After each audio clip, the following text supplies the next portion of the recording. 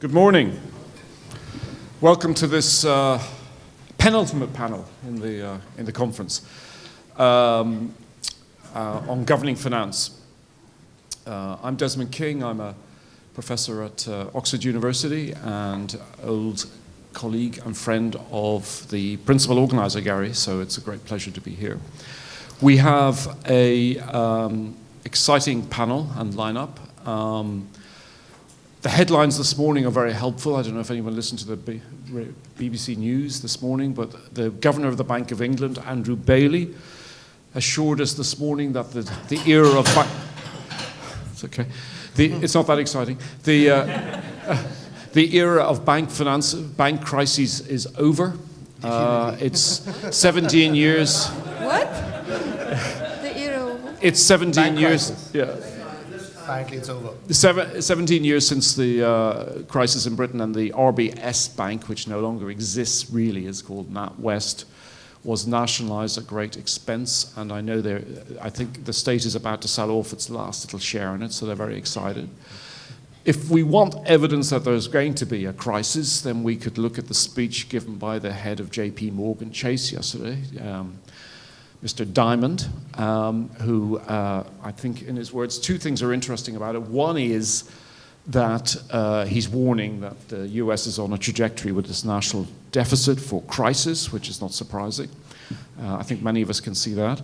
And he also, of course, in the usual banker style, pleads for deregulation of the banking system, to give banks more autonomy to borrow and to use their capital, or to have a lower capital ratio for lending.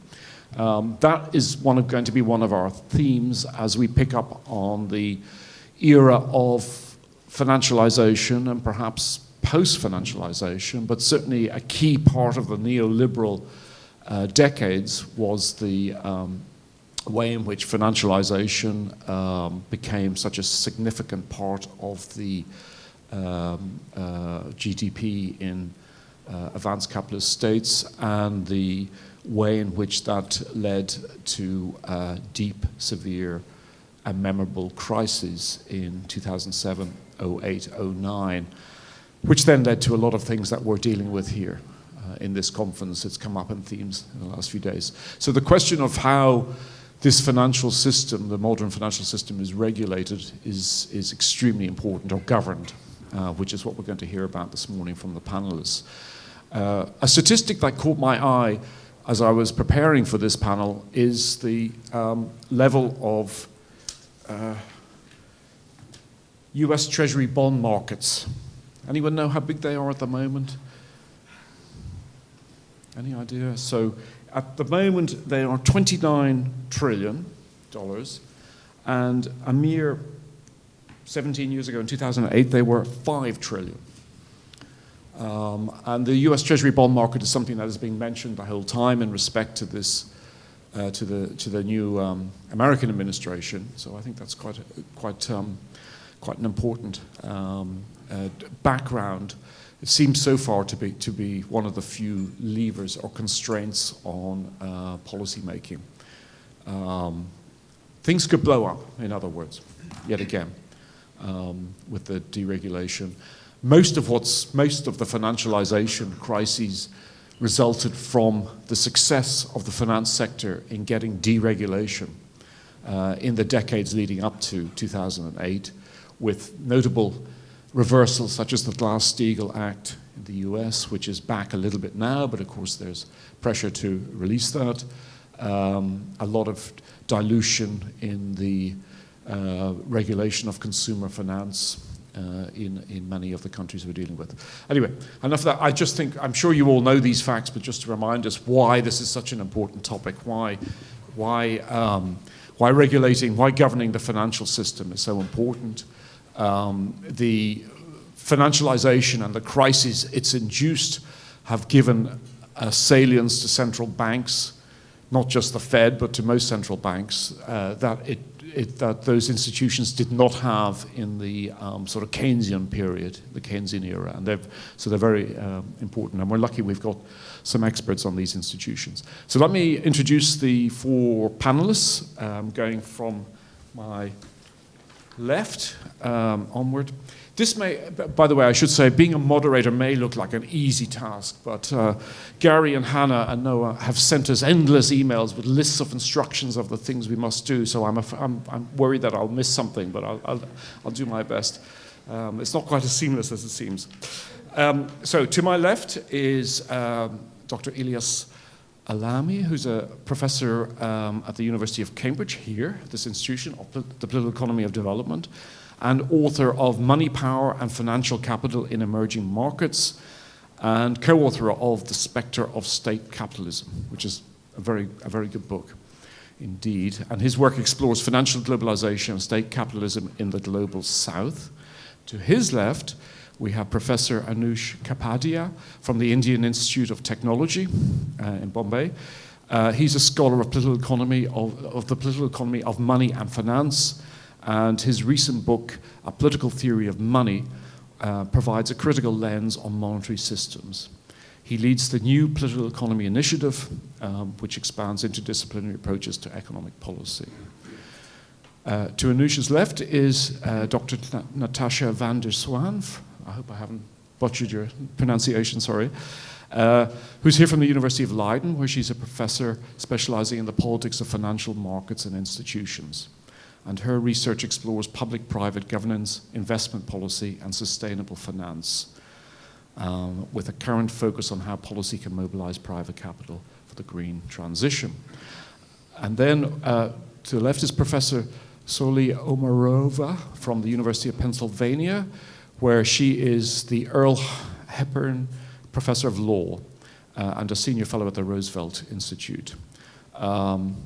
She is a brilliant scholar of the US financial regulation. I've benefited from her work for many years, and it's terrific she's here. And she's written a great deal on finance development and microeconomic law. It says in the description also, as previously circulated, that, and many of you may know this, that she was President Biden's nominee in 2021 for controller of the currency, but withdrew from that. So I'm not sure what you want to say. So we're going to go in the order to my left, beginning with Ilias, please. Thank you.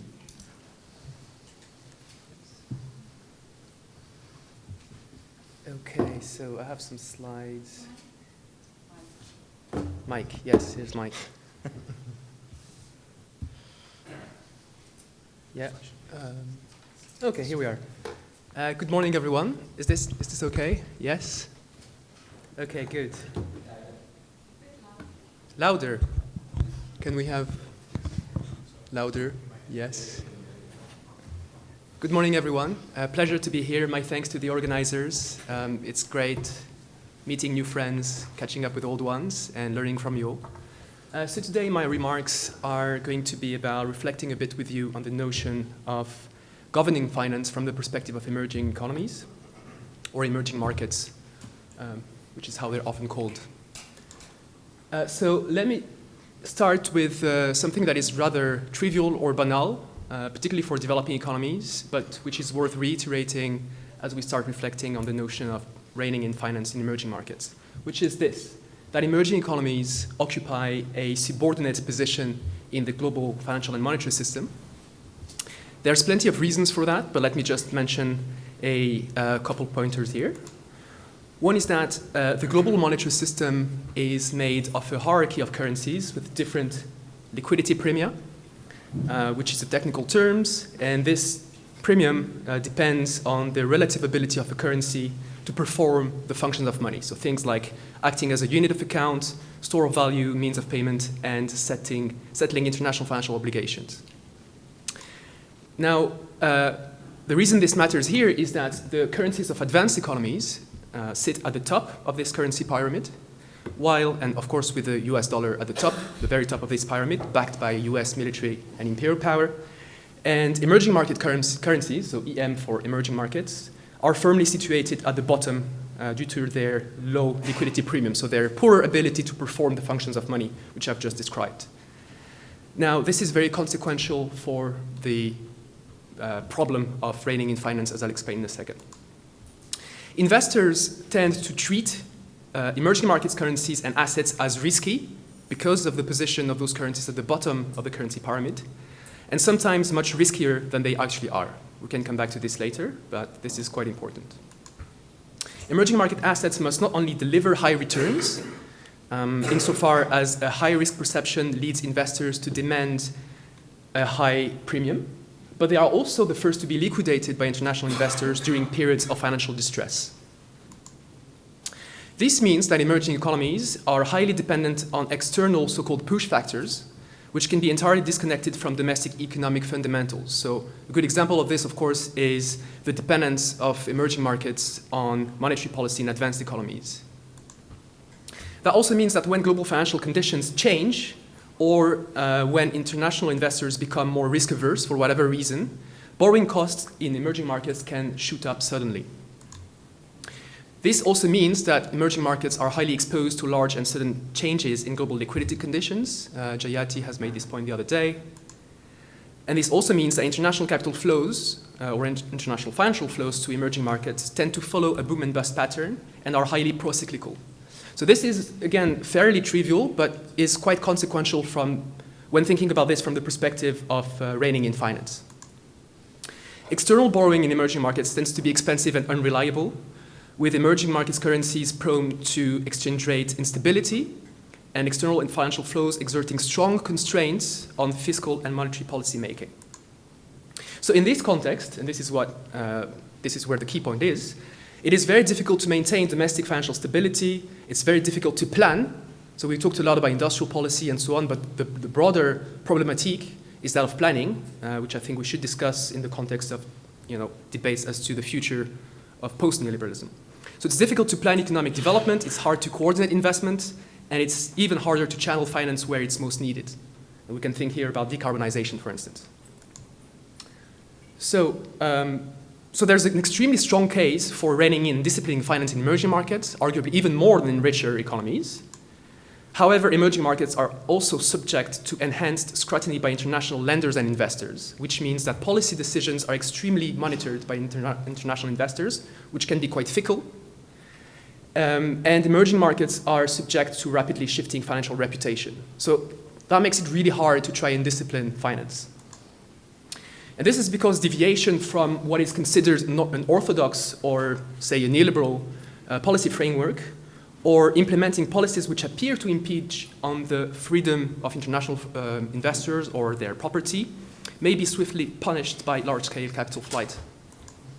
So the first point I want to submit is this. Disciplining finance, notably by reducing capital mobility, which I think we can all agree would be part of disciplining finance, is both an absolute necessity in developing economies, but it's also a particularly thorny task. If you're interested in reading a bit more about this, I've been trying to think about that with a group of excellent scholars by offering the concept of international financial subordination, which aims at capturing this dilemma. Okay, so now I want to reflect a bit about this dilemma in the particular context of climate change. The first thing to note here is that climate change risks tend to translate into higher external financial fragility, deteriorating currencies' liquidity premia, and sovereign credit ratings. So there's plenty of empirical evidence of that. So for instance, if you're a developing country which is particularly exposed to climate change, your credit rating is already affected by that. So you're being punished by international finance. This is leading to higher external debt burden, reduced fiscal space, and additional constraints on policy making, which is forced to react to crisis rather than to implement policies that would lead to sustainable development or decarbonization. And there's also a vicious cycle here which is kicking off between financial subordination and environmental destruction, with the two things feeding into each other. In addition to that, financial subordination also drastically increases the cost of capital for individual renewable energy infrastructure and green industrialization projects. Again, plenty of evidence of that. It's harder to finance green projects in the global south than it is in the global north. So for the very same project, the cost of capital would be much higher in developing economies. And there's, in addition to this, a mismatch between the external financing conditions in emerging markets, such as the ones that I've just described, so unreliability, short-termism, and the fact that finance is expensive, and the need for high-volume, low-cost, patient capital, which we know is necessary to fund green industrialization. So financial subordination therefore acts both as an impediment on individual projects of green transformation and on effective policymaking, coordination, and planning efforts. Hence the second point that I want to make, which is that climate change is worsening the dilemma of reining in finance in emerging economies. That said, this is not to say that there is no agency in developing economies, and in fact, we see plenty of evidence of agency in the sense that many developing countries and emerging markets are already trying to finance their green ambitions. So it's worth having a look at that, which I'll do in a second. And this is, I should say, a point which was powerfully made by Natalia yesterday and Yasmin, who emphasized different policies that are put in place in developing economies, which they characterize to be a lot more state-led. I have a different interpretation of those policies, but I think it's important to understand or to acknowledge that developing economies are not passive victims despite those intense constraints. So let me explore briefly three types of strategies that developing economies are trying to combine as they face those financing challenges. The first one is this. They're doubling down on what Daniela Gabor has called the Wall Street consensus, and I'll say a few words on this in a moment. They are also experimenting more and more with things like state financial activism. Again, I'll say a few things on this in a moment.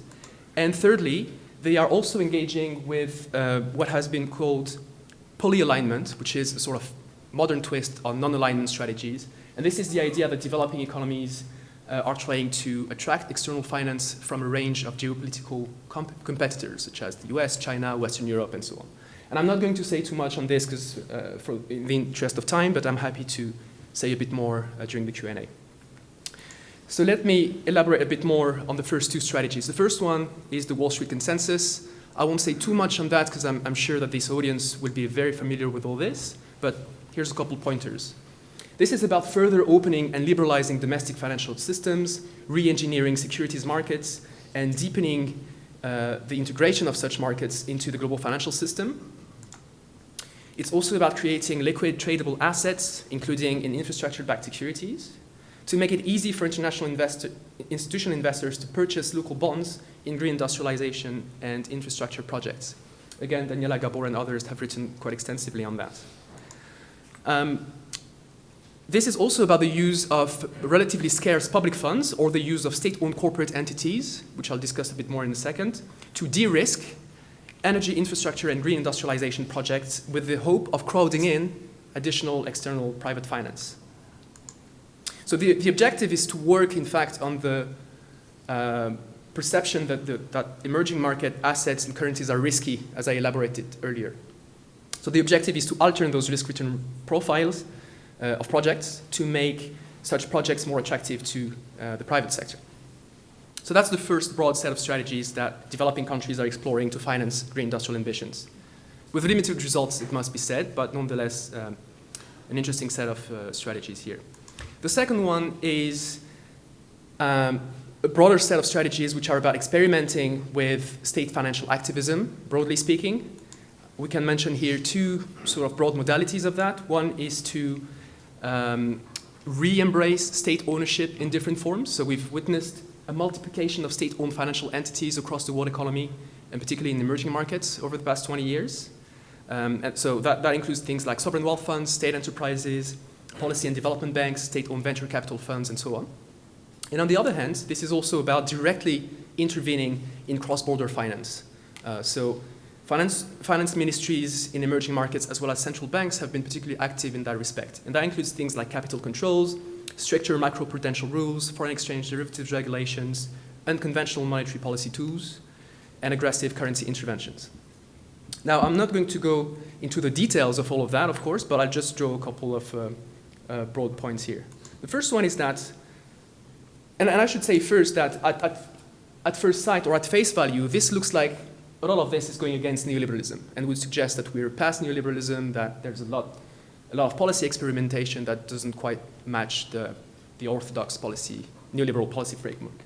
But I would suggest that the picture is actually a bit more complicated than this. So if you look, for instance, at the multiplication of state-owned financial entities, a lot of this is about co-investing with the private sector rather than taking a more coordinating role in allocating finance. Secondly, this is also about, and we can acknowledge that some of those state-owned funds and enterprises do have a sort of strategic green developmentalist mandate. However, this is often combined with a very strong commercial orientation and an imperative to generate high returns. And this is also very much often with the objective of crowding in foreign private capital, often using de-risking tools again. So there's a strong overlap, if not mutual interaction between those strategies and the de-risking sort of Wall Street consensus stuff that I just talked about earlier. 3 minutes, I think. 2. Yeah. I'll finish on time. If we switch now to the second modality of intervention, we can see here too that in fact a lot of those direct interventions in cross-border finance often aim to limit the buildup of financial vulnerability in the short term, but the objective is to often continue to extensively rely on external finance and external financial flows, often by maintaining a commitment to long-term capital account liberalization. So again, it is unclear if this is a neat break with neoliberalism. In any case, those forms of state financial activism do not seriously rein in or discipline finance. So what would be, so here's the third point. This is not about disciplining finance, nor is it about a clean break with neoliberalism. So then, what would the post-neoliberal configuration mean in that context? The fourth point that I want to make here is that the effective disciplining of finance in emerging markets would require a lot more than this, and in particular it would require an enabling international environment. Of course, and this is the kind of obvious stuff, it would involve enhanced policy space to enable broad use of interventionist policy tools such as capital controls and coordinated both on a national basis but also perhaps the regional, if not continental scale. And that might involve, of course, reforming the legal and investment global governance architecture to allow for that. This would also require enhanced policy space to enable the broad use of democratically controlled public finance institutions.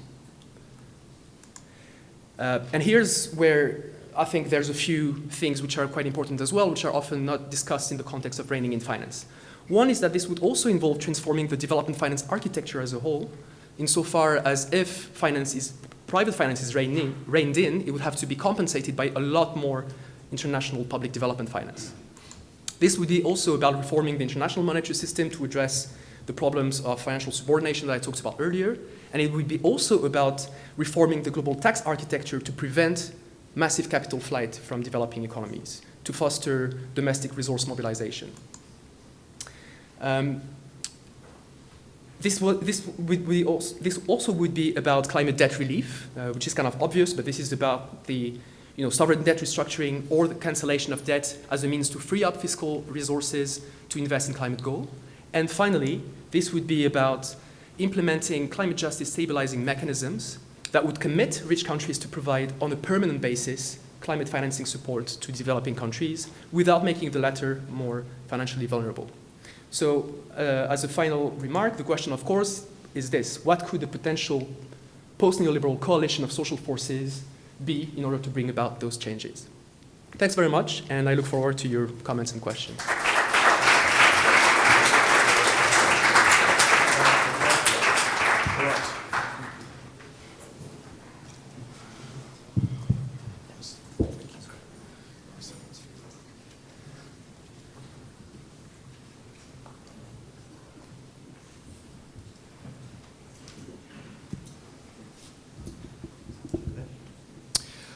All right, well, thank you, Ilias. Thanks, Desmond, for getting us in order. Of course, thanks to the organizers, Noam, Gary, Hannah. This has been really wonderful. Thanks for inviting me, and I've really enjoyed discussing and disagreeing sometimes, but hopefully in a friendly spirit. I'm going to make 3 points, perhaps 2 in the interest of time, but I'll try and make them briefly. First, I'm going to talk about, sort of at a theoretical level, as mentioned, I've written a book on the theory of money, and I'm going to try and compress that a little bit and use that as a theoretical background to discuss this question of governing and disciplining finance. I should say that part of the inspiration for the book is to get at this question of hierarchy. In other words, what is the source of hierarchy? Why are financial systems, why are monetary systems always inherently hierarchical as a sort of technical fact? And the punchline really is that this is about aggregation of credit claims, and a really successful way, a robust way of aggregating credit claims is through politics, and indeed through democratic politics.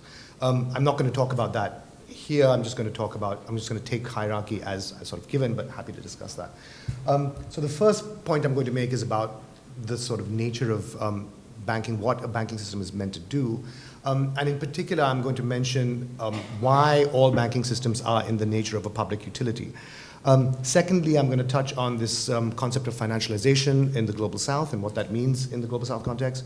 And then thirdly, if I have time, and very telegraphically, just discuss what sort of we in the Global South need from the global financial system. So, what is the function of a banking system? It's not the economist story of intermediation, at least not in any straightforward way. The job of banking and finance is to solve an inherently sort of illiquid nature of production. This is a kind of Keynesian, Minskian point. Hicks makes this point as well. All production is inherently illiquid because it happens over finite time, and it draws in liquidity during that time until the product is sort of finished, and then it's sold, and then it releases liquidity. This is true of all production processes, right? You sow now, you draw in liquidity for that period, and you reap later. But these production processes are all proceeding at sort of different times and with different durations, and so liquidity needs across any economy are completely asynchronous. Classical political economy sort of magics away this problem of time and liquidity by sort of assuming a unit saving and dissaving. We hear this language of a state even being like a kind of regular household. Economists then think about the job of finance as to sort of intermediate in some physicalist way between savers and dissavers, but this is not really how it works. Some social agent or combination of agents, either public or private, and this can vary and has varied, has to solve this problem of liquidity.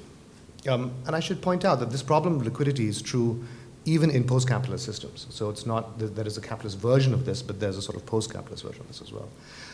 Many different institutional expressions of this, of course, have occurred through the history of credit.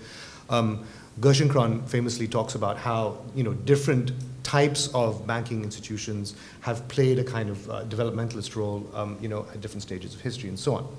Mature capitalism has sort of evolved through various crises and so on to figure out the best way to do this is not sort of intermediation, but credit creation and destruction endogenously in a system.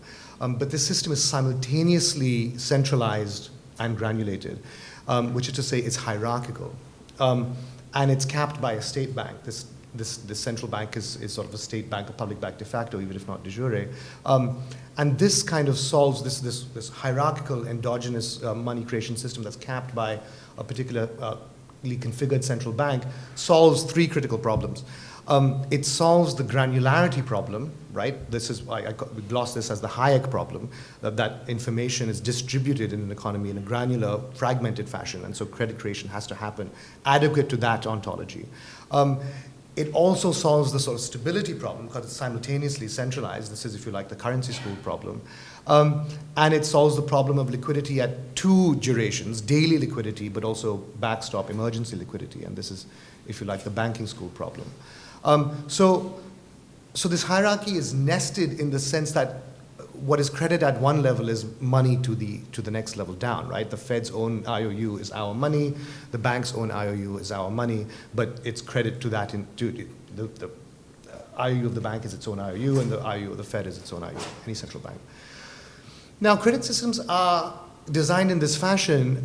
They do a very good job of solving those liquidity problems, but they are also inherently unstable because we're talking about leveraging credit into an inherently unknown future.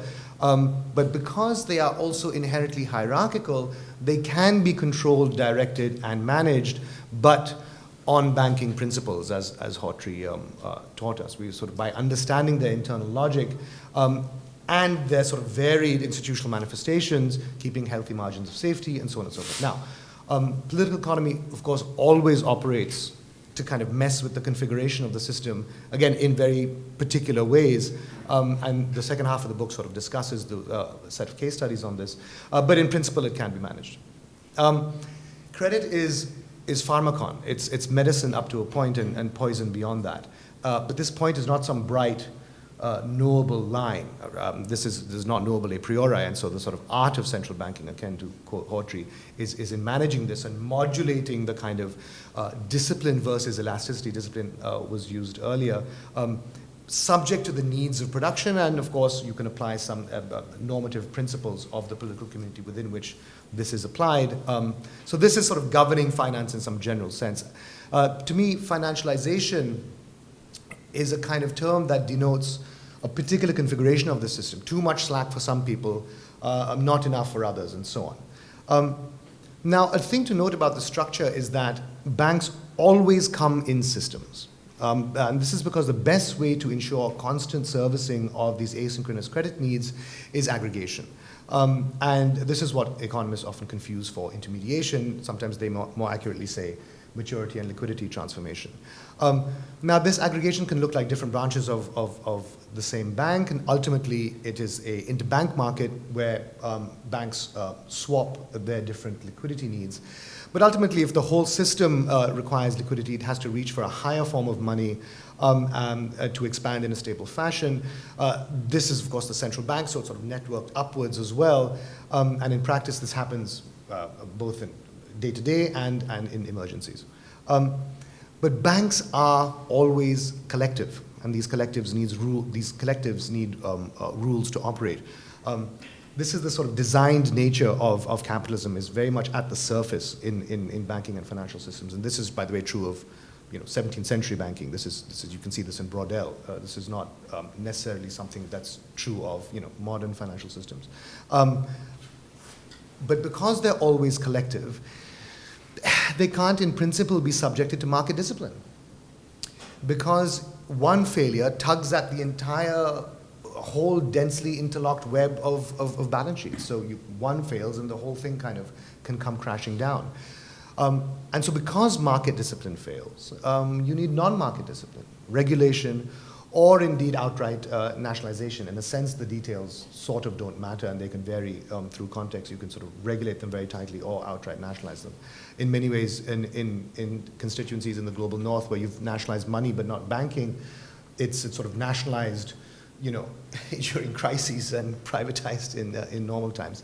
But so they're networked, and market discipline fails, and banks have this kind of key social function. They're solving this this problem of inherent liquidity in production, and they solve this problem in an inherently networked way. And so for these reasons, banks are public utilities. They are in their nature, whether they are formally public or private, the function is a utility function, and they're sort of basic infrastructure and have to be governed as such. So that's at a sort of high level what the kind of principles, if you like, of governing finance or banking could be. Briefly then turning to my second point about financialization in the global south. Now, of course, financial and trade have been vectors of neoliberalism in the global south, but not entirely as you might suppose. And I guess I operate with a somewhat perhaps overly narrow definition of neoliberalism as a kind of governance philosophy which is about centrally planning markets. Polanyi famously taught us that laissez-faire is of course planned. Market crafting as a term, I feel doesn't quite cover the kind of deeply constructed nature of the economy. In fact, I feel like from this double vantage point, both from the banking and financial sector, but also from the global south, you can really see the kind of deeply constructed nature of capitalism and how sort of that construction can, of course, fail. Markets are never spontaneous orders.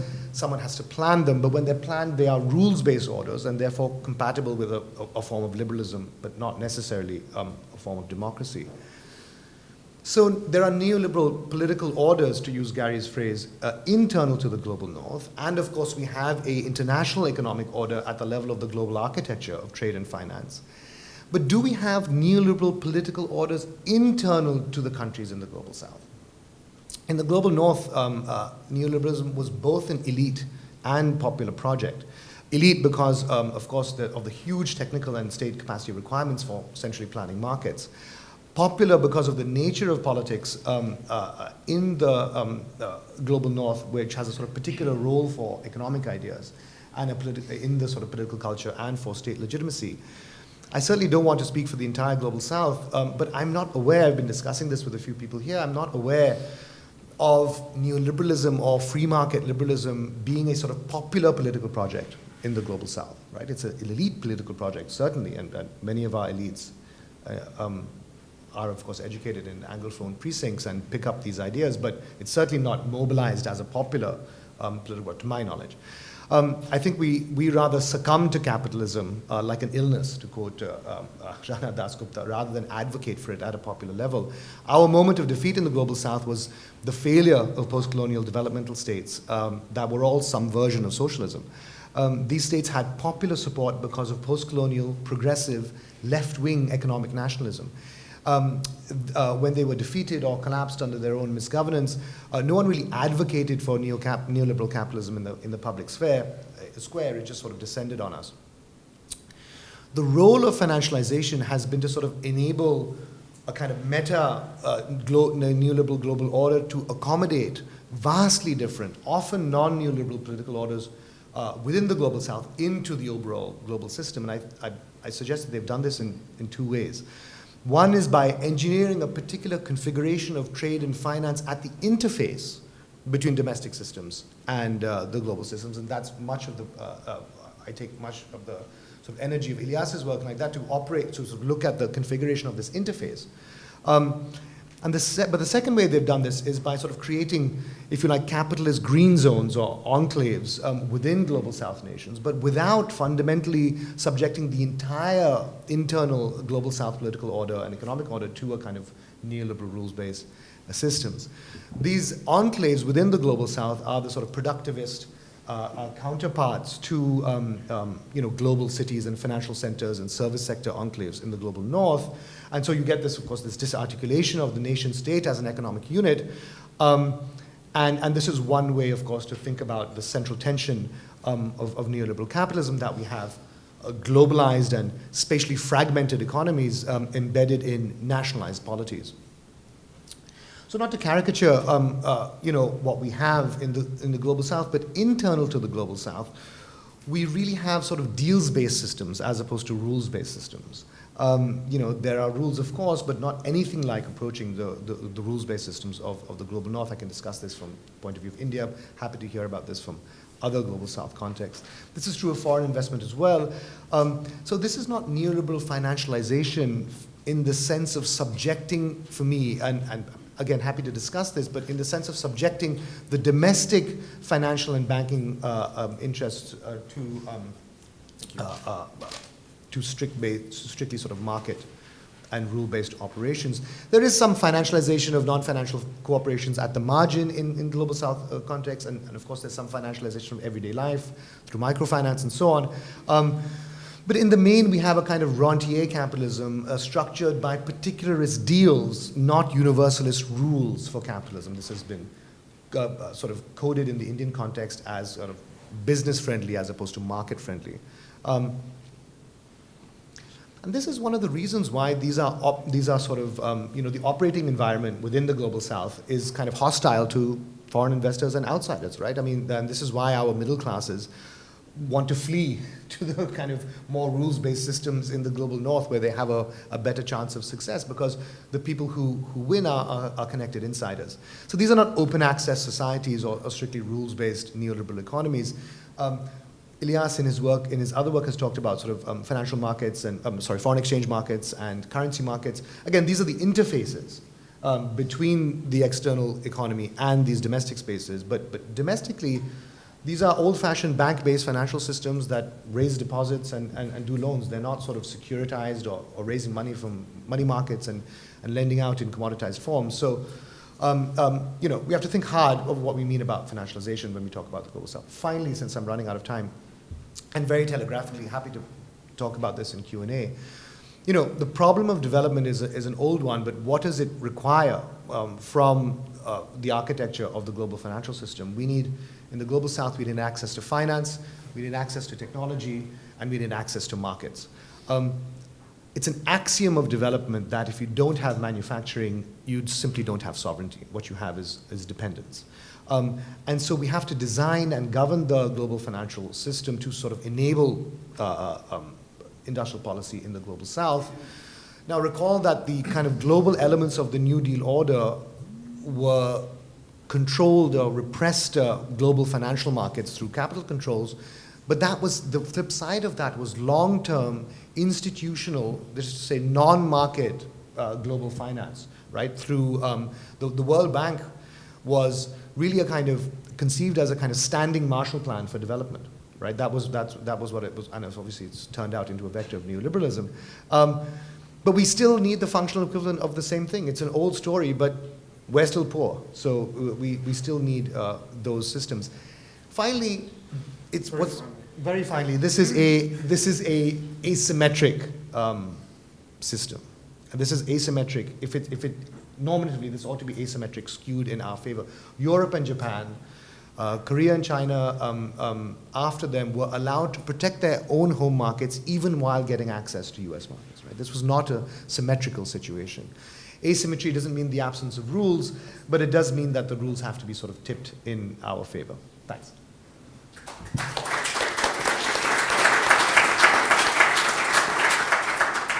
Natascha. Yes, thank you very much. Well, first of all, a big thank you to the organizers for inviting me. It's been an absolute joy, and I've learned already so much. So I hope, I'm sure people in the room have the same, that you have so many thoughts running through your mind after 2 days, so I hope that my comments will be half coherent. We've had big conversations, big questions were raised, big answers were given, also by my fellow panelists just now, and my mission for the next few minutes is actually to make finance small again. And I want to do this by going back to a question that Rana Faruhar asked the panelists during the plenary session, which was, what was a pivotal moment in your career that made you think differently about the topics that you're interested in? And for me, as a political scientist who studies investment by large asset owners, mostly pension funds, and mostly in the European context, specifically my own country, the Netherlands, that moment for me came about perhaps 8 years ago, when together with a graduate student, we decided to head to the National Archives and look into the investments made by ABP, which is our civil servant pension fund. Now today that's a 500 billion euro fund. Back then it was a small state fund that was from pre-war and immediately post-war run by the Minister of Finance, and that by law was required to only invest in government bonds or give over-the-counter loans to public and semi-public organizations. This meant that if you were a public organization in the Netherlands at the time, you had to write the Minister of Finance and say, could I please have some money? Because I want to do this and that. And if you do historical research, that's wonderful, because you can read through all these letters, which we did, and we cataloged the investments that were made by the state fund at the time. And then we made a map of the Netherlands to see basically where all these loans went to. And that was a wonderful thing, because what did the map show? It showed schools, hospitals, public utilities, infrastructure, all over the country. And it really brought the message home to me what a huge role this fund in the 30s, 40s, 50s had played in developing my country, and what a lasting impact it had made on the landscape. These organizations, the things they funded, are still there. You see it when you walk through every Dutch city, basically. And some of these things were actually very small. So one transaction stood out to me. It was a small town up north that asked for a loan to build bus shelters. Now, what a wonderful thing that is when you think about it. You're waiting for the bus in the Dutch countryside. You're going to visit your relatives or go to your job. Of course, the weather's terrible. It's going to rain. You don't want to mess up your hair. And there is the bus shelter, giving you shelter. And I thought, what a wonderful symbol for what finance could or should be. Not as an extractive force in society, but as a serving force, as something that literally gives us shelter in these small towns. And so that has been somewhat of my mission, to kind of think through how do we get back to that point. And this is not an argument for financial repression. I can tell you lots of very negative things about that particular investment regime at the time. And if you're interested, I'd be happy to do so. But I want to, posit the bus shelter, again, as a symbol of the direction of thinking. Now, I think this conference has been very, very good at both problem diagnosis as well as opening up imaginaries for future trajectories.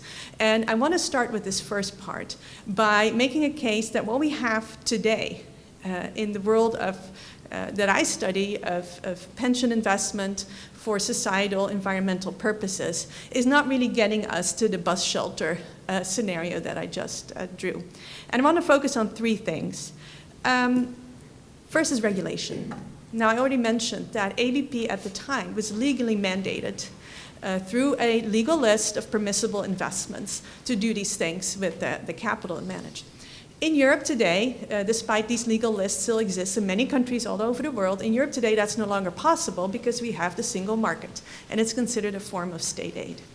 What do we have instead? In 2018, the European Union launched its famous Sustainable Finance Action Plan with the hopes of, becoming world leader in sustainable investment and finance. And what does it consist of? People who followed this action plan knows it has basically two pillars. It has rules that classify what sustainable investing is, or investing for social or environmental purposes. If you followed the process of the so-called taxonomy for sustainable activities, you know that it's been hijacked by member state interest and other types of interest to right now include natural gas, nuclear as sustainable categories, and I'm pretty sure we're going to add defense to that list fairly soon. We also have tons of disclosure rules. So really this idea of collecting non-financial information, feeding it to the market, and then having the market figure it out themselves where to put their capital in terms of environmental and social activities. This has not actually increased sustainable investing. What it has done is basically a massive project of data collection. And I don't know if this is controversial given the many economists in this room, but data is not knowledge, right? It's just data. And so what we have, CSRD, which has 1,200 indicators that firms need to report on. So it basically created this massive industry of reporting, producing thick reports, often aided by consultants. And there's wonderful work done by computational social scientists who do text analysis, who've actually shown how thicker the disclosure report, the higher the proportion of cheap talk in that report, and the lower the actual meaningful information. And people in the sector, like the people I talk to in the Dutch pension sector who actually want to invest sustainably, they're fed up with it too. They say it's such a huge distraction having to deal with all this disclosure stuff. We just want to invest and give us the rules and the frameworks that help us invest. So that's regarding regulation that we don't need. The other thing I don't think we do need is all this transnational private regulation that has emerged in this domain over the past 20 years. A lot of people these days ask me about the Glasgow Financial Alliance for Net Zero, and isn't it terrible that it's collapsed, and this is the end of sustainable finance. I'm not that pessimistic because I was never that hopeful. To me, these are transnational global groups for big financial firms where they can talk without really making very meaningful commitments. There's no authority to actually enforce it. So I don't think this is really the direction that we would really have to take in sustainable finance to begin with. And again, talking to the people on the ground who invest these pension assets in my country, I can assure you, for these people to invest sustainably, they don't need the Glasgow Financial Alliance at all. They can really do without. And then the last thing I wanted to mention in this problem diagnosis category is that what we also don't need is getting asset owners to invest in social or environmental projects through de-risking, already mentioned by Ilias, and assetization. And I know Brad Christophers was supposed to be here, who's done wonderful work on assetization. Since he's not here, I'll say a few things about this through a personal anecdote. So in previous discussions, the topic of childcare has come up once or twice. And I want to tell you how this is arranged in my country. So childcare in my country, and I want to remind you the Netherlands is not Sweden, is privately owned, privately provided, and prices are basically set by the markets, and it's quite expensive. So for 5 days a week for my kid, you would pay around 3,000 euros a month. And these prices go up. I checked, for me it was 25% over the past 2 years. Now, everybody, of course, is thinking, how nice that the Dutch are finally valuing the labor of the daycare workers who take care of our children. No, that is not the case. Our daycares are owned by private equity companies. We have a state that realizes $3K a month is kind of a lot for most families, so they give income-dependent subsidies. So we can afford it. But what does that do if you don't have price caps, if you don't actually question the ownership structure of having private equity provide or own these social facilities? It's a massive transfer of taxpayer money to finance. This is also not sustainable or social investment. Now, to basically maybe end on a more optimistic note, I want to move to the imaginaries, because I do see some emergent changes that I myself am very curious about how they will develop in the next few years. 3 changes. The first is changes to the investment chain. We know that asset management, which the asset owners I study rely on, is dominated by 3 big global firms. They're right now in a bind, because they serve a clientele, let's say from the anti-woke, non-ESG part of the world, we won't mention names, and from parts of the world where it's in the law to consider environmental and social impact in your investments. What are these guys going to do? You already see on the European continent that very large asset owners are putting pressure on them, threatening to leave, taking their assets somewhere else, and perhaps even developing an alternative type of asset management. Lenore Palladino for the US has written a very nice paper on a public asset management organization in the US, and there's similar talks also in my country to basically take back control and have a much more localized form of asset management. The other thing that I'm interested about is kind of the slow transformation of mainstream investment norms. In the Netherlands, we have a fairly successful fossil fuel divestment movement that has basically forced 3 of the 5 very big pension funds, and I want to remind you, these are kind of top 50, the largest asset owners in the world, to divest from fossil fuels. And I've studied this for the graduate student, and we've basically witnessed 2 rounds. On the one hand, we've seen social movement pressure being extremely effective, and I'd be happy to say more about that in the Q&A if that's of interest.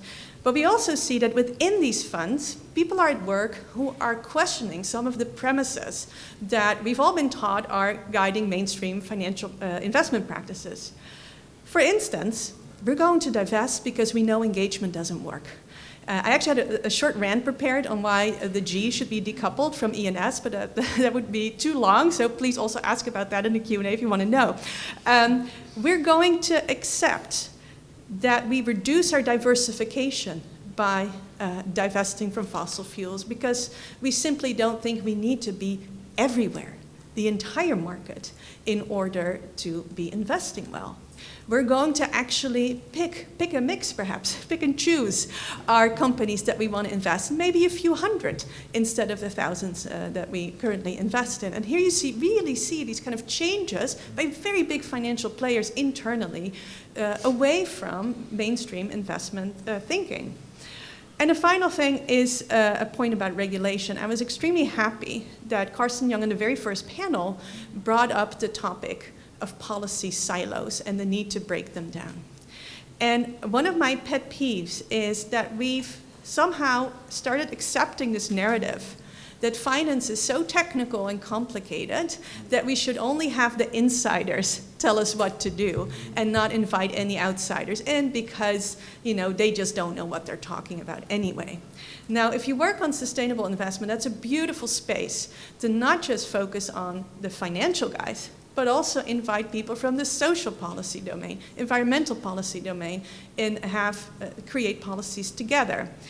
These spaces exist. We studied them with my research team in the Netherlands, so I know this is extremely complicated because they don't trust each other, they don't speak each other's language, and there's a big danger that when finance enters the conversation, it tends to become dominant and imposes risk-return thinking over all the other types of discourses. My own PhD student a few weeks ago attended one of these fora where environmentalists came together with the finance people, and she came back disillusioned and said, Natascha, all the finance people were invited to sit on panels. Do you know what the environmentalists did? They were the moderators. They handed the finance people their microphones, and we didn't actually hear them speak. So what this, I think, shows is that there's potential in that space, but at the same time, to discipline finance, we really need to carefully craft, also as political scientists, policy scholars, think about crafting those spaces, and perhaps teach finance that for once it shouldn't be, talking, but teaching it to listen. And I guess in the spirit of listening, I'll end there, and because I'm very curious about Saule.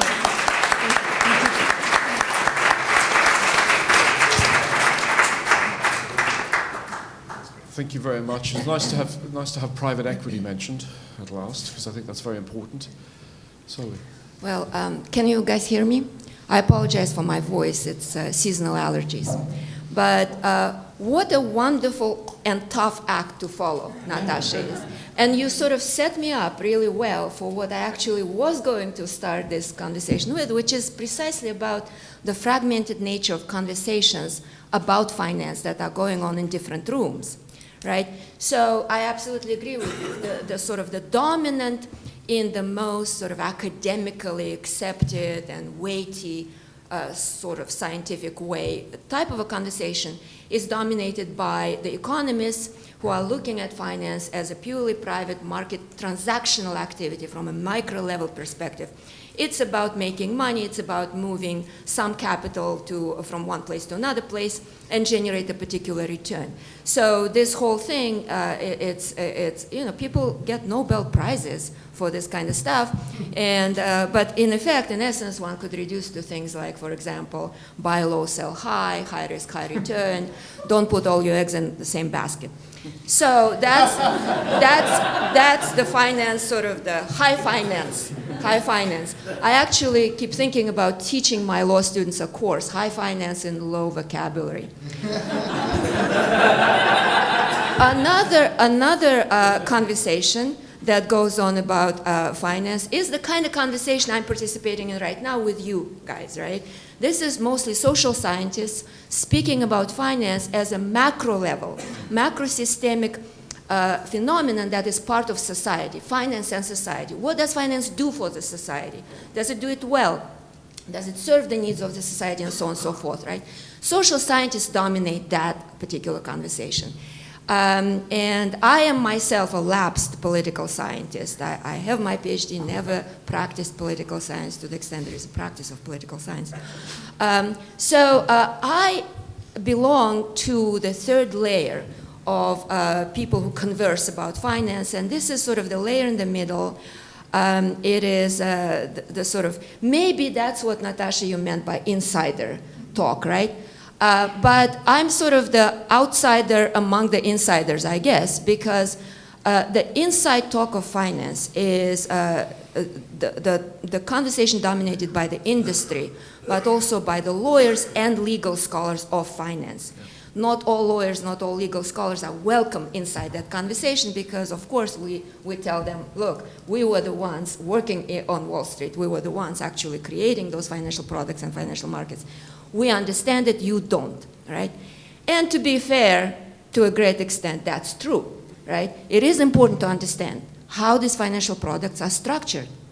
Who creates those financial products? It's not the bankers themselves. Bankers used to come to us lawyers and say, this is what I want to do. I feel that there is money to be made. I feel that I can buy low, sell high, and then create, high risk or create high returns by hiding high risk, things like that, right? And this is the conversation of finance at the level of institutional design and product design and market design. And we talk about finance in terms of basically taking various elements like Lego bricks, right? Some regulatory provisions, for example, certain market conditions, certain expectations, certain practical considerations, and putting together a very complex edifice of this particular product for this particular market, serving the needs of these particular clients. Now, it gives us a lot of the knowledge about what the financial market really is, where it's going to go, and it creates a lot of power around that conversation, right? But the hardest thing about it is realizing what the normative basis for what's happening in that space really is. So the implicit normativity within that conversation is, of course, that sort of the traditional microeconomic understanding of finance as this sort of microtransactional private profit-making activity. But since the 2008 crisis, there was a new generation of legal scholars of finance, people like me. There was a small group of us, and now suddenly we find ourselves as a senior scholar group. I don't know how that happened. But in any event, we sort of started by trying to bring in that sort of macro level perspective into this particular conversation. When we are designing products or when we are analyzing some kind of a market or institutional design, right? Why don't we bring into that process the considerations of what does this product, what does this market do for the society? Is it something that we should really encourage simply because it can be done? Should it really be done? And whose interest it serves, and so on and so forth. So how do I see that project in the course of my career? Essentially, three elements or three layers to that kind of a project of bringing the normativity back into this very technical conversation. One is fundamentally we thought we needed to reframe the master narrative of finance within that realm, right? Within that realm of technicalities. That would allow us then, secondly, to define the core problem that we are trying to solve or we should be solving. Again, in that level of talking about the design of the financial system, the operation, the mechanisms, financial innovation, and so on and so forth. And finally, only when we understand how the financial system really works from within, what problems it creates, what problems it solves, can we then think about what solutions can we offer as institutional solutions, as design solutions? How can we remake the markets? How can we create new financial products, new financial institutions to redirect that financial system toward greater societal good, for example, right? So the master narrative in the neoliberal era, of course, very simple, right? All finance was mischaracterized as purely private enterprise, politically neutral, normatively neutral. It's really just about the money, nothing about big ideas or anything like that. And also highly technical also in the sense that it's kind of a background, like a back office infrastructural support system for the normative decisions that other actors in the economic system make. It's the corporations that decide, what to produce. It's the governments that decide whom to tax and how to regulate. We in finance simply operationalize these decisions, so we are kind of technical support providers. Don't ask us why our society is in shambles, right? But in reality, of course, and my colleagues and I, we've written about this years ago, right? Much like Anush has very eloquently described, modern finance is fundamentally a hybrid public-private arrangement. It's a partnership. And it's a partnership in a very mechanical, technical sense as well as this sort of general kind of a, sense of it's a public utility, it's for all of us, whatnot. And what's the mechanical sense? We know that all of us, we know that simply because, if I ask you, for example, how much money you have to your name, right? Chances are you would actually try to look into your bank balance, right? And then you'll tell me, this is how much US dollars I have to my name, for instance. But the reality is that, of course, that's not how many US dollars you actually own. Only the banknotes, the US dollars in paper form that you have in your pocket are actually sovereign money issued by the Central Bank of the United States. That is the US dollar. What you have in the bank is a claim on a private financial institution, a private firm. It's a liability of a private firm. But to us in our everyday life, it is a meaningless distinction because in reality, we think of these private liabilities as essentially the safest form of money in the United States. That would be the liability of the Federal Reserve, right? And we take it for granted. It's just the reality of the things. And we don't realize that this is a result of an institutional arrangement through which the central bank that issues the sovereign money in the United States, the US dollars, outsources the task of actually issuing that form of money in a digital form, in an electronic form, in the form of deposits that everybody uses in the everyday life for private profit.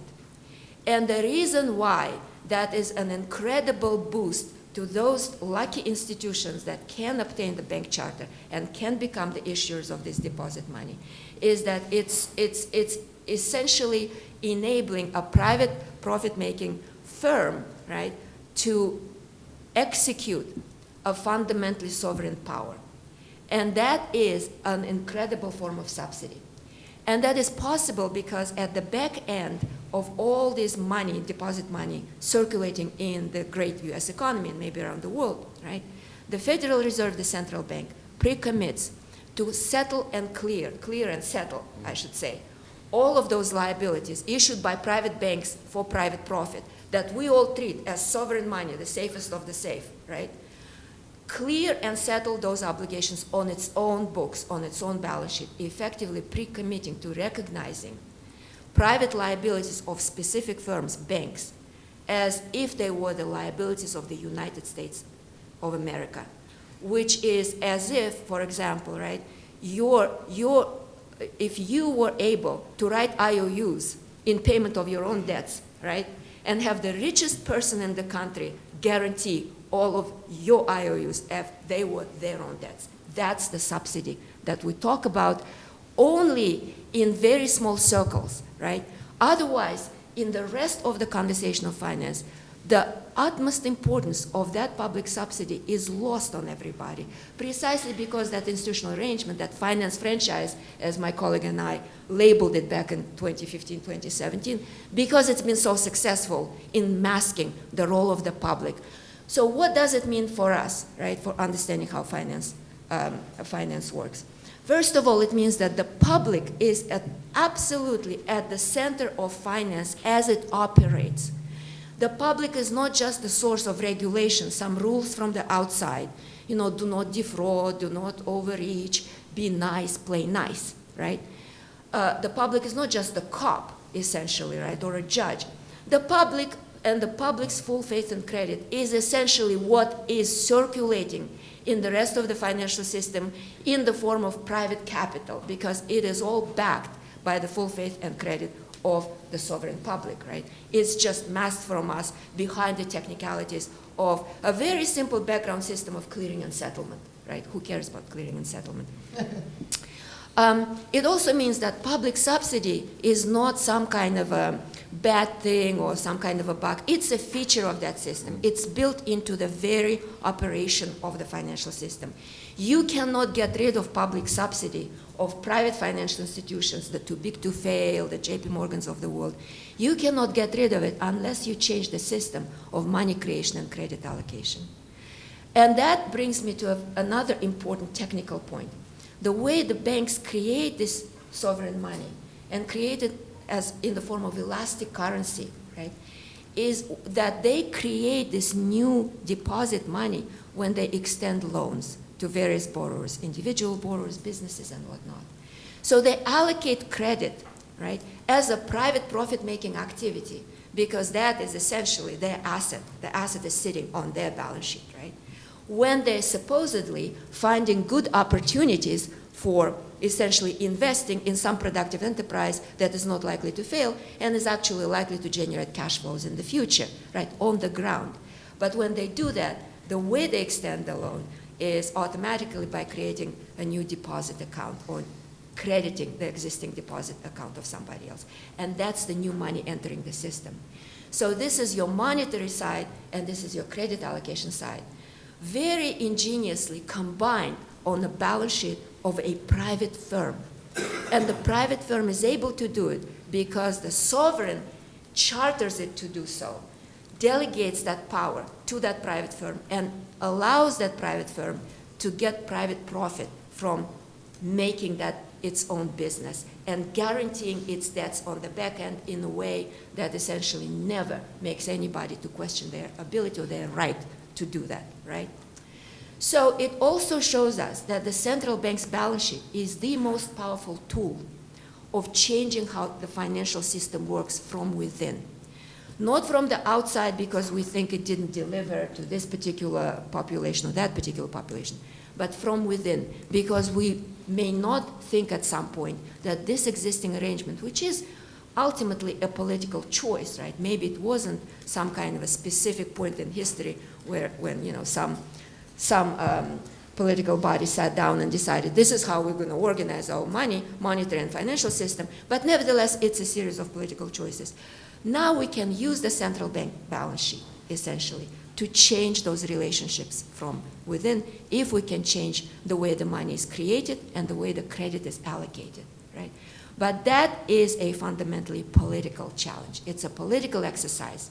And this is where we come across that problem that all of these mechanisms have been viewed as purely technical, technocratic, background sort of organizational principle of the financial markets, right, subsumed within that sort of market logic.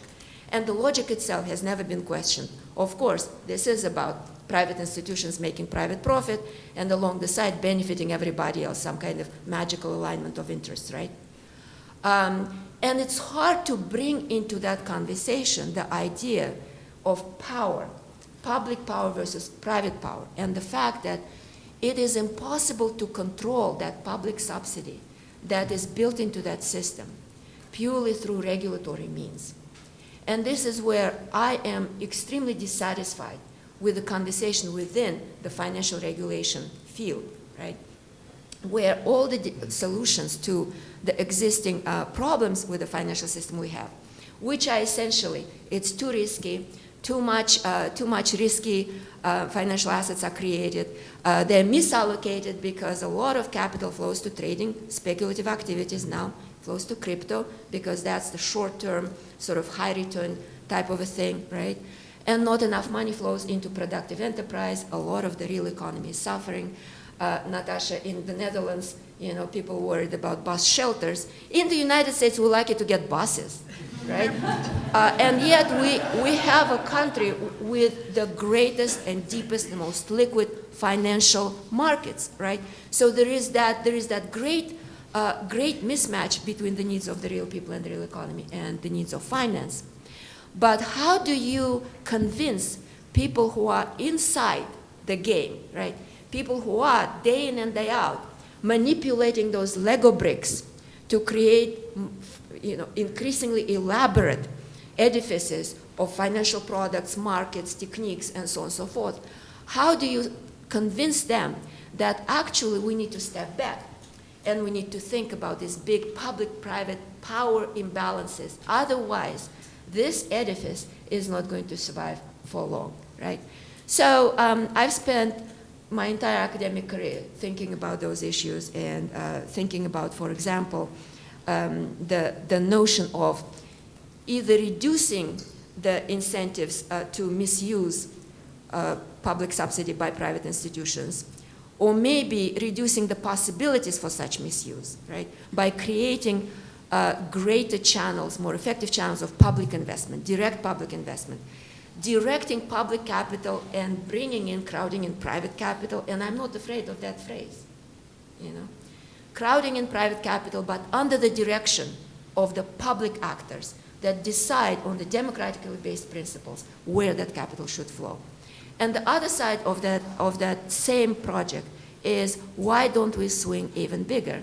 The digital technology right now gives us a chance to actually rethink the entire possibility of making money creation a direct public exercise of power.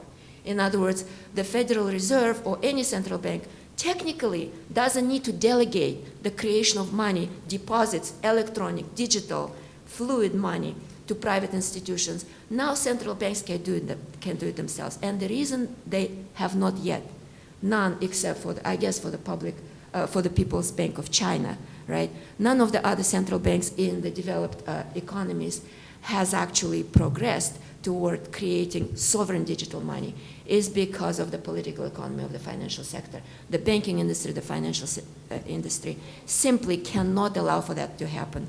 And ultimately, if you peel back all the layers of conversations about why it's a bad idea, ultimately you come down to the fact that private financial institutions do not want to give up access to public subsidy.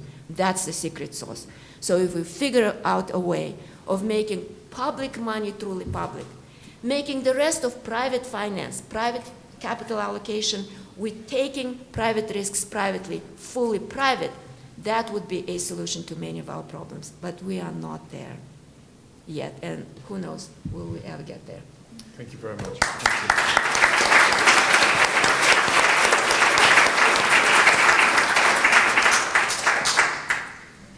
Thank you very much. I'm very glad you mentioned cryptocurrencies. The GDS Act is going through Congress at the moment to, well named to use dollars to underwrite stable coins. The central banks rescued the world in 2008, particularly the Fed Reserve, given the scale of current private equity, private credit, other pressures on the system. I think it's quite likely that we will require that sort of intervention again. So this is a very, very, very important topic indeed for all economies.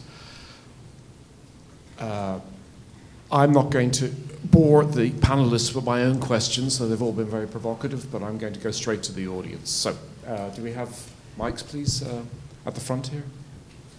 I'm taking a note. Thank you. What an absolutely fabulous panel. I mean, really mind-blowing. Thank you all. It's terrific. So in a way, all of you have basically been suggesting that what we need is a socialization of finance, right? It's basically public ownership and most control over finance, which is, of course, shrinking the private sector significantly and then regulating. So I have a couple of questions. I mean, obviously... One. Okay, one question. I will merge it. Good. So in a world of regulation where we know that most of it doesn't work, I mean, it's very instructive that the banks that are facing a case in the US about ESG have all declared that, look, we only said we were doing it, we never did it, right? So regulation doesn't work. We are going to have, according to what you're saying, a sort of an overarching dominance of public finance through public banks, etc., and regulate a little bit of it there. So I'm wondering whether you think that that regulation also has to be very carefully designed according to types. Like Germans have very many different regulations for different types of banks, right? Landesbank, cooperative bank, community bank, etc. And how do you see, in other words, if the post-neoliberal world requires the socialization of finance, does it have to be total, or is it that there is a segment that remains private, and if so, how regulated? Thank you. I'm going to gather some questions. Is the mic here for Anna, here in the front, please? Thank you. Thank you. I'm Anna Kolesnichenko. I'm a policy analyst at Foundation for European Progressive Studies in Brussels. And so question about, actually, I was really, like, I had this question, but when Saule was talking, actually, this is exactly the topic I wanted to raise. Is like, I think the solution would be separation of the functions of money. So money for investment, money for transactions, and there are proposals and there are examples of application of this.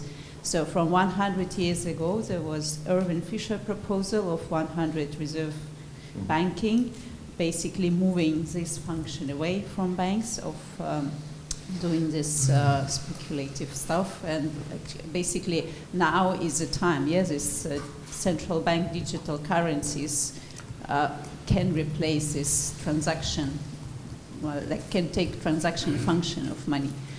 So what do you think of this separation of functions and how to do it? Thank you. Just no. Sorry, the gentleman there. Thank you. Hi there, Bilal Hafiz. I actually work in the city in finance, so I'm kind of one of these insiders. I really liked your point there, and maybe one way of implementing this is to push this to the limit and say to the banks, okay, no regulation. So a completely unregulated private banking system, but at the same time you have sovereign money as well. So basically move to a free banking model from the 1800s, pre-central bank, and you basically separate the two. So you say to the JP Morgans, okay, no regulation, and depositors who deposit in them and take the risk and are clearly aware of the liabilities, but at the same time, the public can basically put their money with the central bank. So you separate the functions completely and you push this all to the limit. And there's a precedent, the UK had very sort of light banking regulation for a long period of time, and banks regulated each other then in the end. So I think there's some interesting models to use. Good, thank you. I'm going to take one more question just here, please, and then we'll... Phil Long from the Open Markets Institute. I'd like to ask a question that's already been alluded to here, the relationship between private equity and the care economy. So I was startled to hear that childcare in the Netherlands has already been captured by private equity. In the United States, that's starting to happen because we're starting to get some public subsidy for childcare, which attracts private equity into this sector that otherwise had no surplus in it. Our healthcare system's got a lot of private equity takeover, nursing homes, emergency rooms, everything. One of the policy levers some people are trying to use is say, well, if you want to have a publicly subsidized childcare center, you can't be financed by private equity. But I wonder if there's a more fundamental way to roll back private equity with public policy, to defang it somehow. I've asked this question to many people and I never get an answer, so I'm hoping you guys can do it.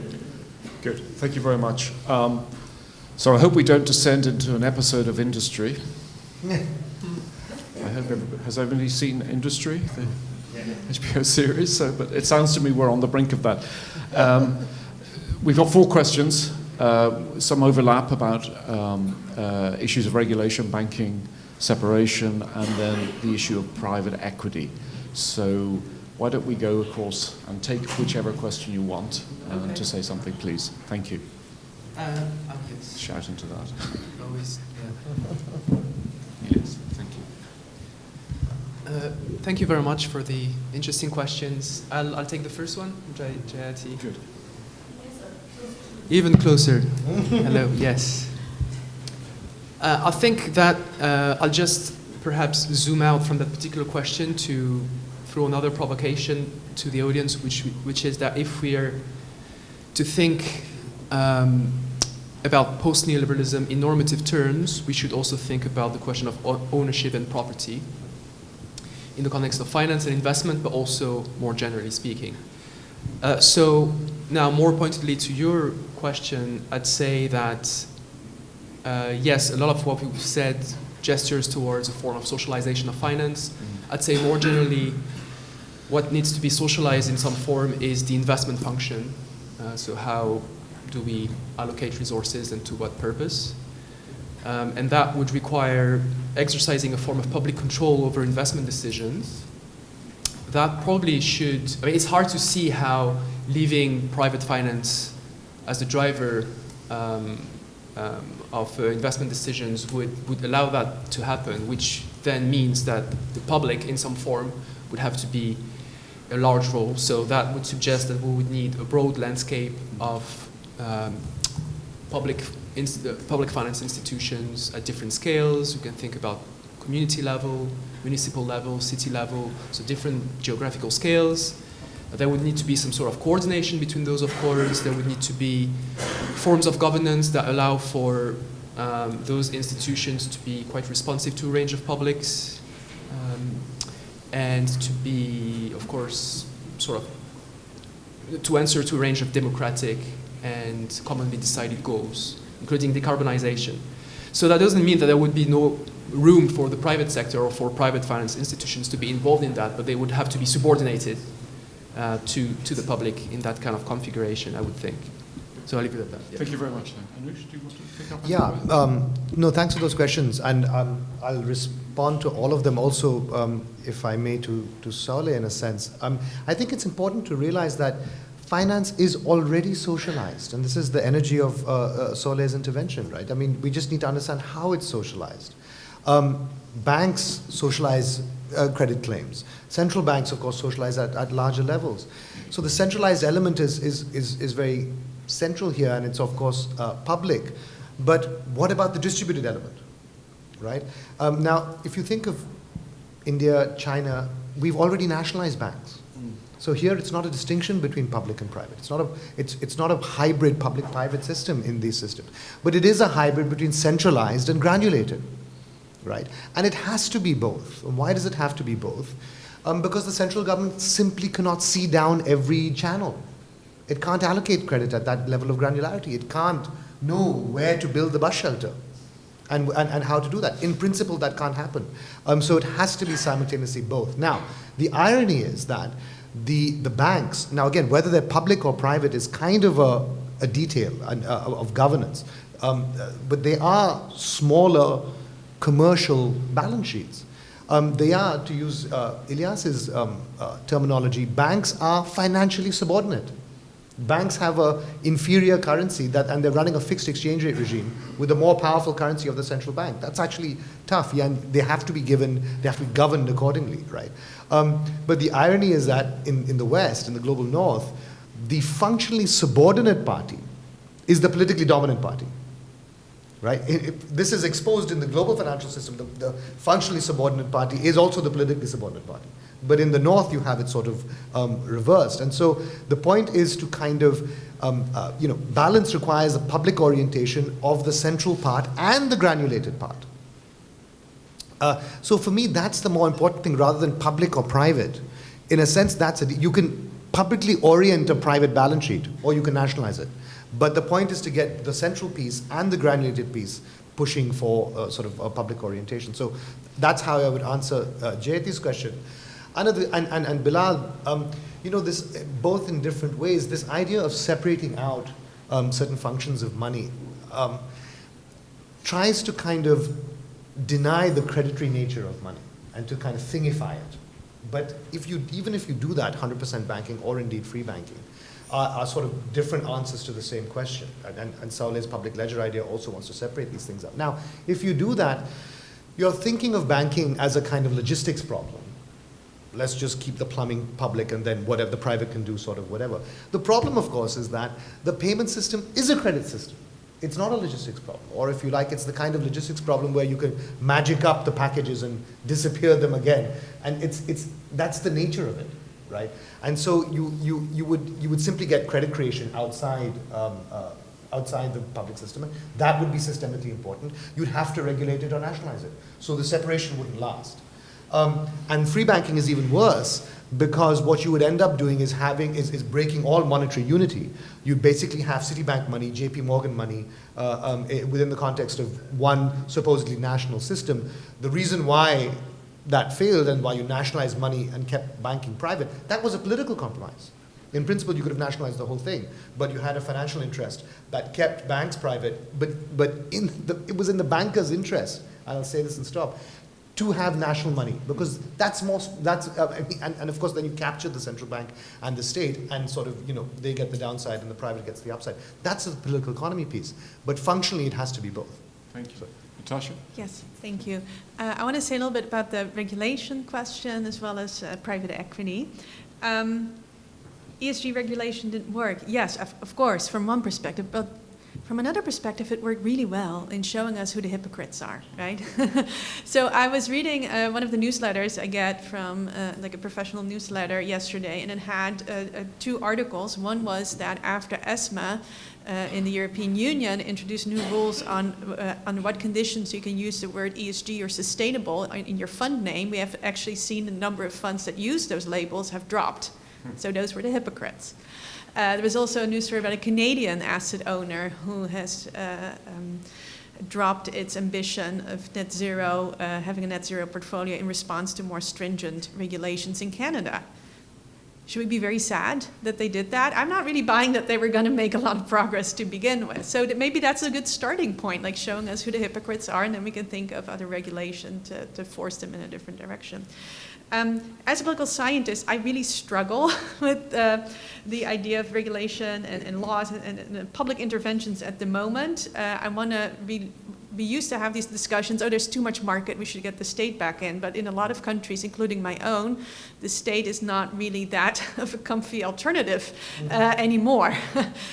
So I struggle with that. And I think in the Netherlands, we have a tradition of not just relying on state regulation, but also bringing in societal partners and having society hold both public actors and private market actors accountable. And these things don't always work out the way we want to, but for me, that would be an interesting combination to have state market and society, and having these accountability mechanisms present already at the start of the process and not just at the end. Private equity, what a great question. How do we roll it back? And sorry? Abolish it, yeah. You know, my thoughts went into this direction. So many European countries have installed a cordon sanitaire around extreme right-wing parties in their electoral system. Maybe we should do the same with the welfare state. But then, you know, that would also be completely dismissing, right, the private capital argument. I had to think of, again, bringing back to my own country, our housing crisis, where we've seen a huge influx of investors buying up properties, speculating them, hiking up rental prices. I mean, I'm sure everybody's familiar with these types of problems. A very, very small victory recently that the government has had is that they make much stricter rules on the types of rents, both social housing and the private sector rent, that these new owners could ask from their tenants.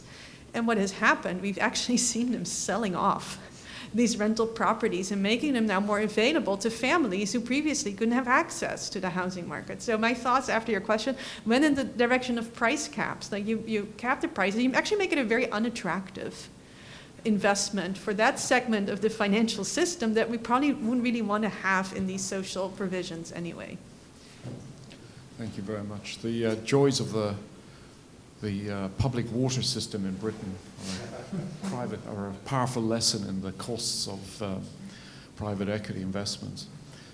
Saule. So the three questions, I guess from Jayari and Bilal, is it, and Anna, right? Yep. Were sort of, I was delighted to hear those questions because you guys are really getting the gist. Maybe the gist of my entire position is quite simple, right? It is about separating the public function that currently privately owned banks perform from the private functions that, you know, private actors should be performing well. But I just want to clarify a couple of things. One is that when you separate the functions, right, it's sort of, you separate them, you don't create kind of a flat, sort of a flat space in which there are two spheres that kind of operate alongside each other, right? And then the questions are, how do we manage this side versus that side, right? It's, the separation is a little bit vertical because money creation, which is the public function in my view, and it should be fully sovereign function in how it is performed, really, without this pretense of kind of outsourcing it to private institutions and then regulating them for it. That is at the bottom of everything else that goes on in the financial system and in the economy in general. Because to me, it's not the banking that is a public utility. It's not banking, Anush. It's the money. Money is the public utility. That's the public infrastructure. That's the infrastructural element that is a universal measure of value in an exchange economy. That is something that is a universal input in any economic activity. That's why it cannot be provided privately. It's too much power. It has to be provided not for private profit, but by the public actor as a public good, right? So that's where the public function will be performed. On top of it, there will remain a lot of private allocation, and Anush is completely correct. Private allocation of credit is an important function because private actors have the informational advantages on the ground of knowing or sussing out productive investment opportunities, right? That's their job. They know better. You cannot do it in a fully centralized manner, efficiently and effectively, right? So they should be doing that. They should be allocating credit, assessing creditworthiness of those borrowers, finding great equity investment opportunities, whatnot. What happens, however, there is that function, the function of lending or investment, is going to be divorced from the function of money creation. And once you divorce those two functions, right, then there is no banking anymore, per se. What happens is that the institutions that are currently chartered as banks, because they're monetary institutions and credit institutions, two sides of the same coin, right now, then they will simply become lenders. And they can actually finance their activities just like any other non-bank lender does. Issue equity, find shareholders and convince them that your business model is worthy their money. Issue bonds, issue commercial paper, find investors to basically impose market discipline on your investment activities, right? Something that currently banks do not have to do because of public subsidy, right? So if they're lenders, we don't need to talk about 100% reserve banking. We don't need to talk about reserve banking at all. There is no need for reserves. Money is a direct liability of the sovereign, and it is available to everybody in an electronic form.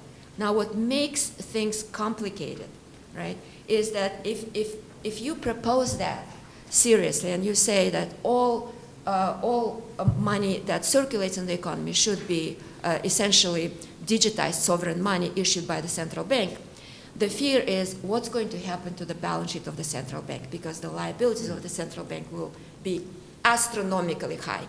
And we live currently, because of our hybrid system, right, and the money creation system, and the understanding of what central banks are supposed to be doing and what they're not supposed to be doing, we are conditioned to fear that outcome, because, oh my goodness, that's too much liabilities by central bank.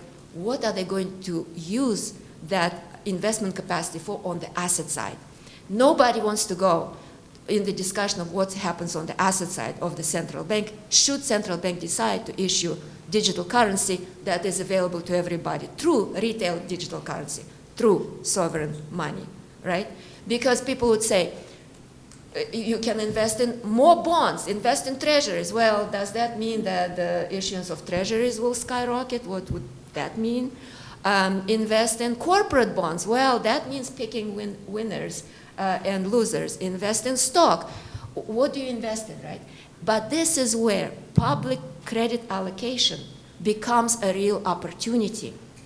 And it doesn't have to be done through central planning and repression and imposition. This is where I see a great chance for actually creating a new form of productive partnership with private lenders, like those formerly known as banks entities that are now lenders, can actually now access the central bank's balance sheet, right, by extending loans that the central bank defines as productive loans into the economy, right? If you want to extend loans to the industry or mortgage loans or whatnot, you can actually make those loans, right? Then bring it to the discount window that the Federal Reserve already has. And it's set up to operate that way. It just is not used. Bring those loans to this discount window and essentially sell them, right, to the Federal Reserve at a very good rate. And then you get liquidity to continue that lending.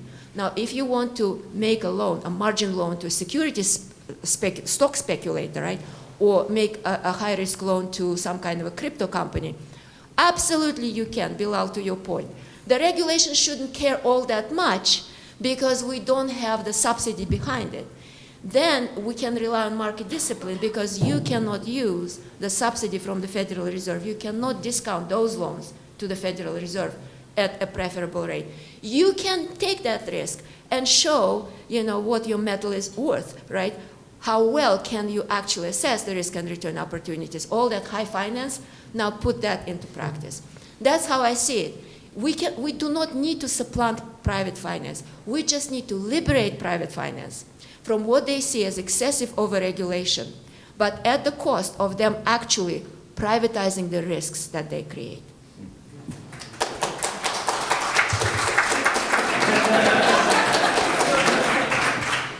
We will take 3 more questions, and I'm sorry, I've got Gary, Richard, and lady at the back.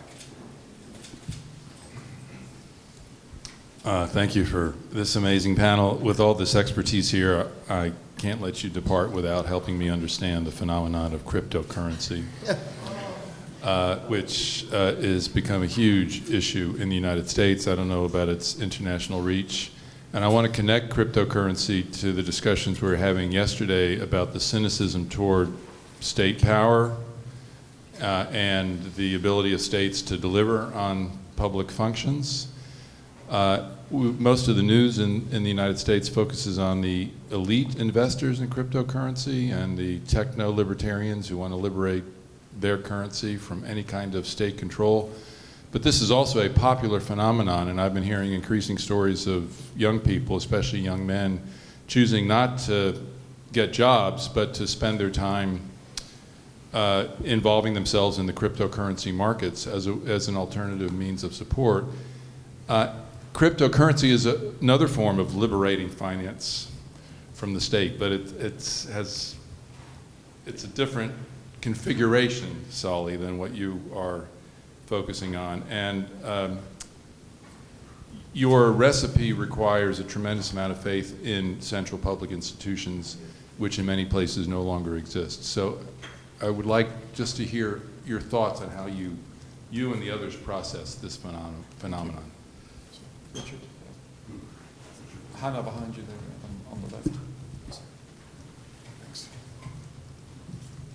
Thank you. Richard Johnson, Queen Mary, University of London. Pithily. Yes, okay. So when Labour came into power in 1997, one of its first move was to grant operational independence to the Bank of England.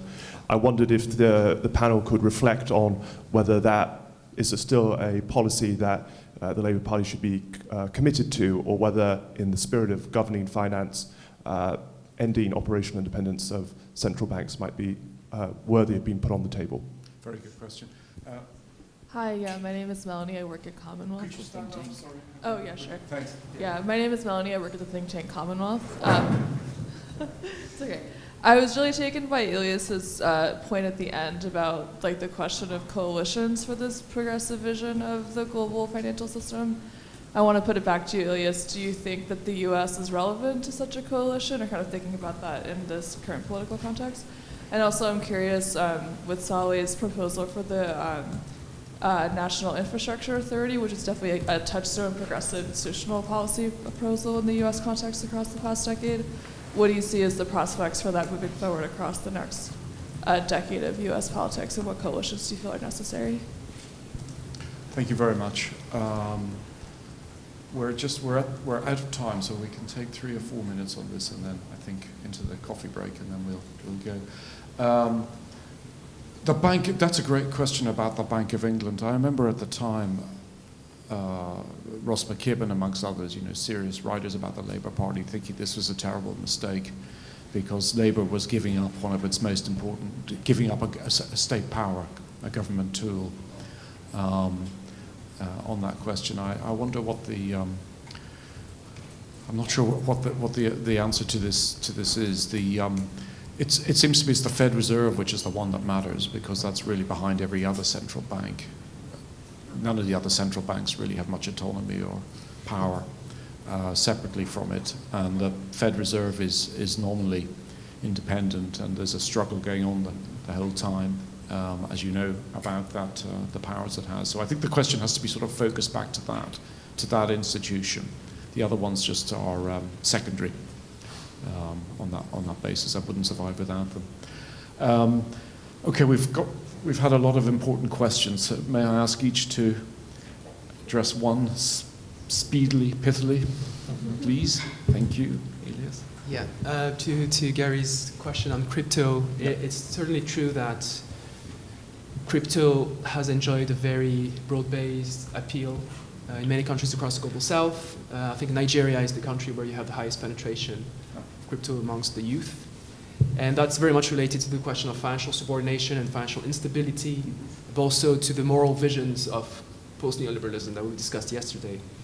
On central bank independence, I mean, if we agree that decarbonization would require a level of coordination between monetary policy, fiscal policy, industrial policy, all of the policies, then there can't be central bank independence, I think, in that context. And in terms of the coalitions, I have no response to that, I'm afraid. I wish I did, but yeah, nothing meaningful to say. So I just want to distinguish what I'm proposing from Saule respectfully. She wants to nationalize money in a kind of cryptographic form, but then leave, privatized non-monetary finance to do its thing. She wants to sort of nationalize the central piece and leave the granular piece to the private sector. I actually think that that's leaving too much power to the private sector. I think credit allocation is a utility business, and I think I don't see why you can't have local public banks doing it at a local level. I don't see why the granularity has to equal private.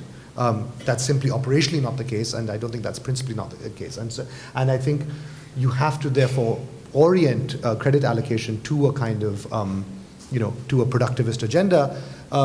Saule wants to do that again centrally by having the central bank decide, okay, this is a productive loan, this is a non-productive loan, rather than happen in a capillary sort of way. So I don't see why even the credit allocation piece in principle couldn't be done in the public sector. On central bank independence, I think there's two distinct pieces here. There's the operational piece and the normative piece. This is a tough technocratic job. You need some expertise in it, and you don't want necessarily day-to-day political interference.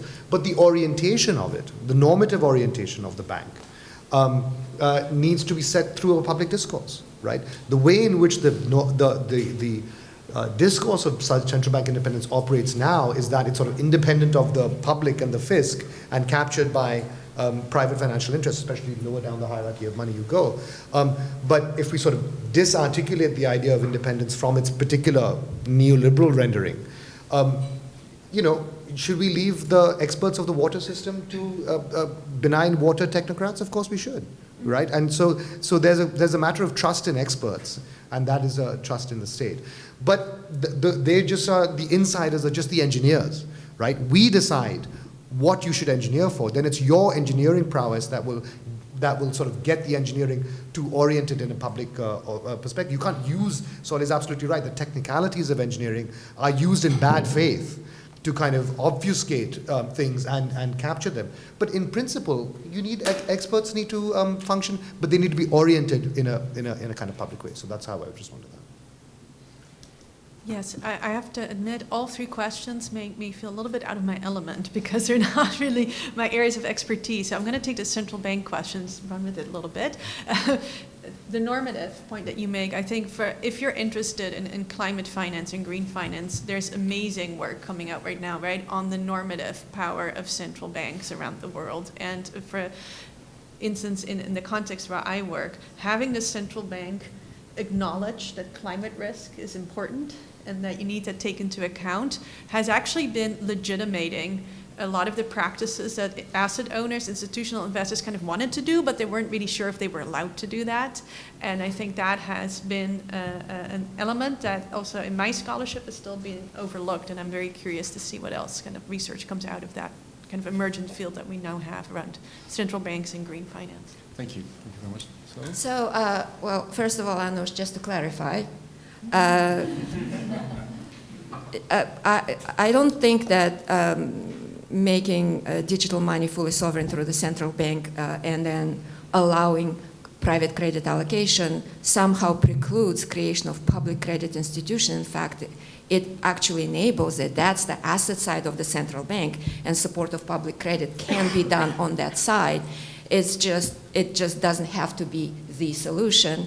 And it also creates a variety, at least in the United States, it raises a variety of legal, institutional, technical issues, having an actual public bank that engages in lending. But that aside, Gary, a crypto question, right? Crypto is the biggest question on the minds of people in my field, in financial regulation field. We think about it all the time. You're absolutely right. It started out as this sort of utopian project of liberation from the state, creating a completely alternative universe of finance so that we bypass entirely the completely dysfunctional, corrupt, too big to fail type of finance that basically doesn't serve anybody's interest, right?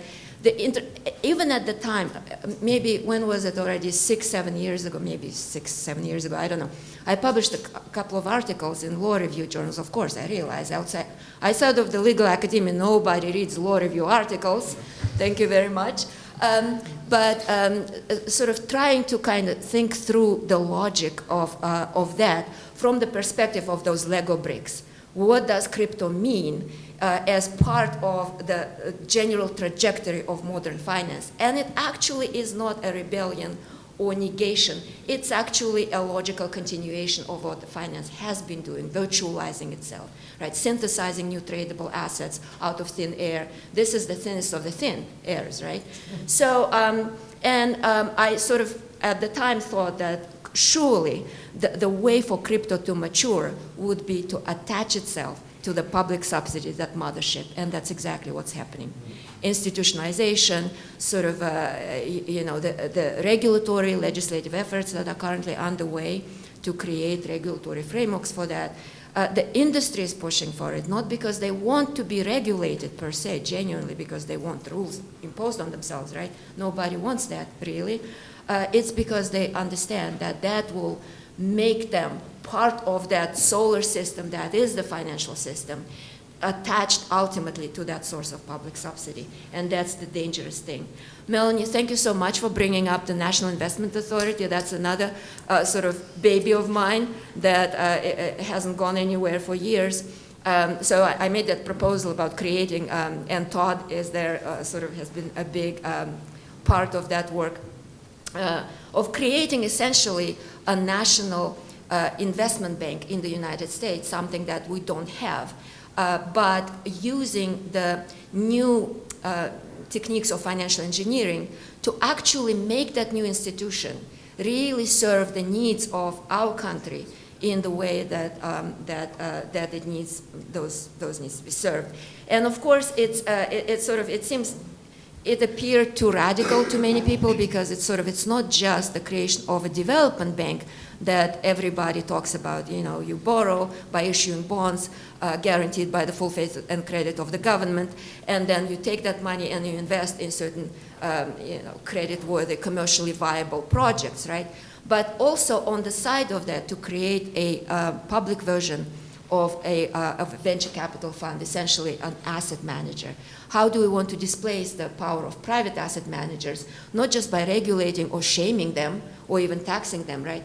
We need to create a really 800-pound gorilla that does the same work they do, but it cannot do it the same way they do it. And that's where the details actually matter tremendously. And so far, the Biden administration wasn't interested in that. It's too much to take on. Apparently, according to Julius yesterday, the current administration is thinking about it. I guess we shall see. Yes. I guess we shall see. Thank you very much indeed.